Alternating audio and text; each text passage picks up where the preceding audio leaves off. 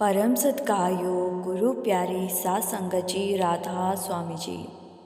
सात संगत जी, कभी कभी हम देखते हैं कि किसी परिवार का एक सदस्य रूहानियत से जुड़ा होता है और उसने नामदान लिया होता है, लेकिन उसी परिवार के बाकी सदस्य घर में किसी तरह का परहेज नहीं करते, क्योंकि बाकी सदस्यों का मानना होता है कि ये सब नामदान और भजन सिमरन सब पाखंड होता है।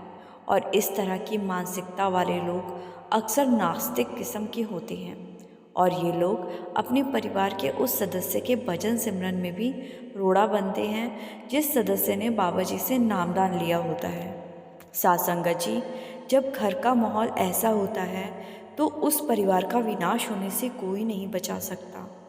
आज की इस साखी में मैं आपके साथ ऐसे ही एक परिवार की घटना साझा करने जा रही हूँ। इस परिवार की बीवी बड़ी ही भक्ति भावना वाली थी और इस बीवी ने उस समय के मौजूदा सद्गुरु से नामदान भी लिया हुआ था।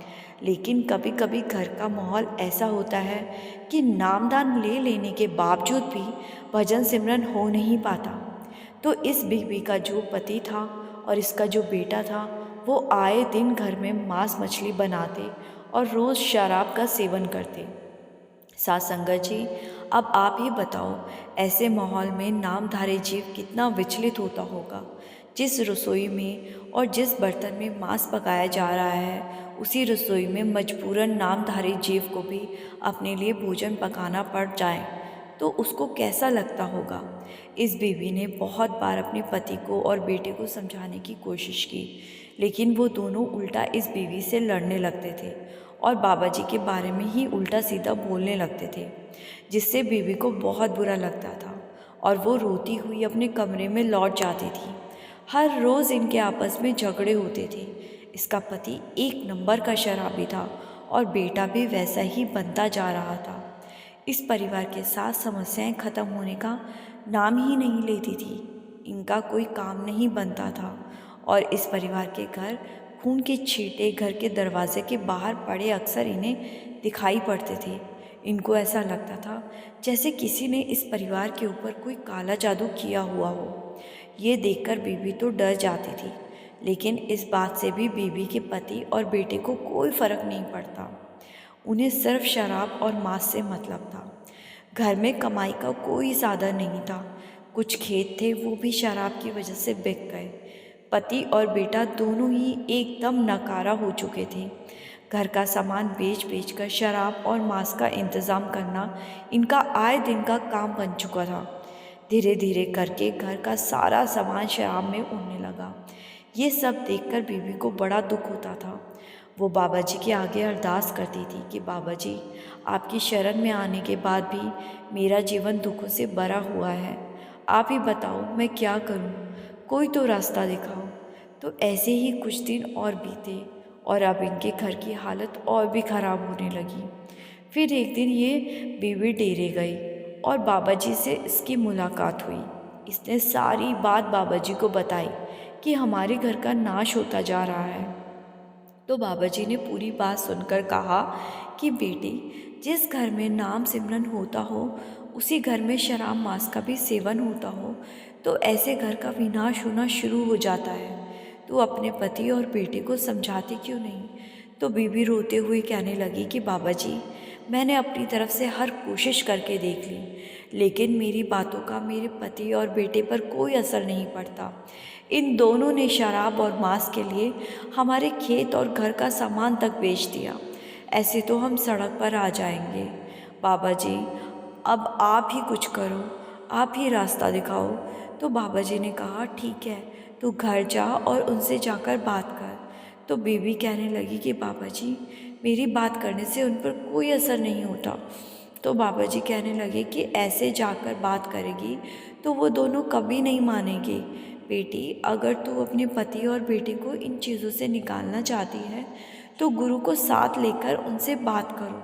तो बीवी कहने लगी कि बाबा जी, मैं कुछ समझी नहीं। तो बाबा जी ने कहा कि तू घर जाकर भजन सिमरन पर बैठना और अपने गुरु से अरदास करना और फिर गुरु तेरे साथ होंगे, तब बात तो तू अपने पति और बेटे से करेगी, लेकिन लफ्ज़ जो होंगे वो गुरु के होंगे। तो इस बीवी ने ऐसे ही किया। घर जाकर बाबा जी से अरदास की और भजन सिमरन पर बैठ गई। और फिर भजन सिमरन करने के बाद अपने पति और बेटे से बात की और कहने लगी कि अगर तुम दोनों शराब और मांस का सेवन करना छोड़ दोगे तो हमारा घर फिर से स्वर्ग जैसा बन जाएगा। बाबा जी ने कहा कि जिस घर में नामदान के साथ साथ शराब और मांस का सेवन होता है उस घर का विनाश हो जाता है। अगर तुम ये चीज़ें छोड़ दोगे तो हमारे घर में सब कुछ ठीक हो जाएगा। सास संगत जी, ये सारी बात बोल तो बीवी रही थी, लेकिन लफ्ज़ बाबा जी के थे। तो जब पति और बेटे ने ये सारी बात सुनी तो दोनों कहने लगे कि अगर शराब और मांस छोड़ देने से सब ठीक हो जाएगा तो हम आज और अभी से इन चीज़ों का त्याग करने को तैयार हैं।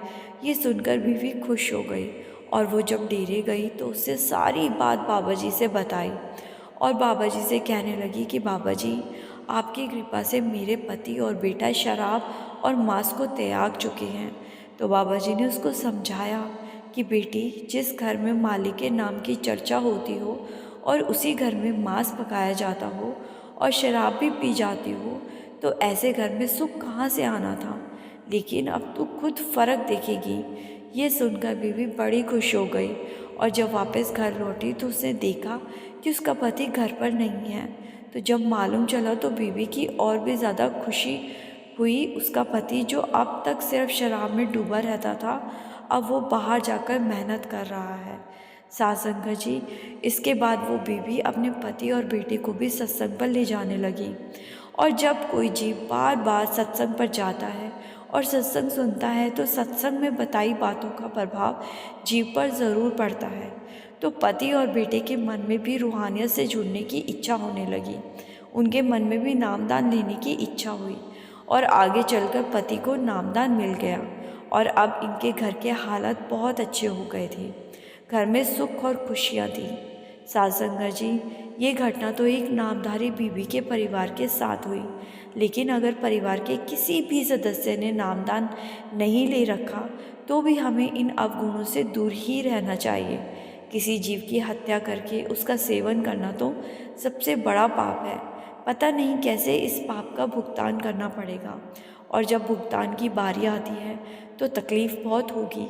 इसीलिए हमें शुद्ध शाकाहारी भोजन ही लेना चाहिए। साथ संगत जी, इसी के साथ आपसे विदा लेती हूँ। मिलेंगे फिर एक नए दिन में एक नई साखी के साथ। आज की ये प्रेरणादायक साखी अच्छी लगी तो लाइक और शेयर करना मत भूलिएगा और चैनल पर पहली बार आए हैं तो सब्सक्राइब ज़रूर कीजिएगा। इस चैनल पर आपको बाबा जी से रिलेट साखियाँ, सत्संग और सवाल जवाब सुनने को मिलते हैं। गुरु प्यारी सास संगत जी, राधा स्वामी जी।